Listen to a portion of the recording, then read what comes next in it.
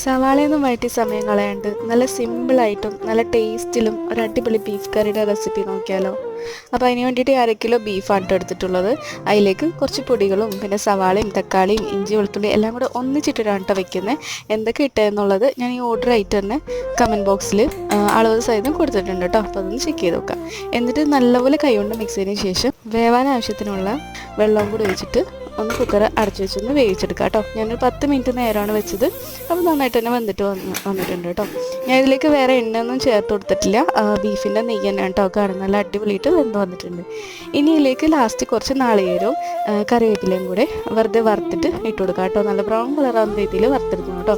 അത് വേണമെങ്കിൽ മാത്രം ഇട്ട് കൊടുത്താൽ മതി കേട്ടോ, നിങ്ങളുടെ ഇഷ്ടം പോലെ. പിന്നെ ലാസ്റ്റ് ചെറിയുള്ളിയും കറിവേപ്പിലയും കൂടെ വെളിച്ചെണ്ണയിലൊന്ന് മൊരിയിച്ചിട്ട് ഇട്ട് കൊടുക്കുക. പിന്നെ കുറച്ച് ഹോം മെയ്ഡ് ഗരം മസാല പൗഡറും കൂടി ഇട്ട് കഴിഞ്ഞാൽ നമ്മുടെ ബീഫ് കറി റെഡി. അപ്പോൾ എല്ലാവരും ഒന്ന് ട്രൈ ചെയ്ത് നോക്കാം. നമുക്ക് അടുത്ത വീഡിയോയിൽ കാണാം കേട്ടോ. ബൈ.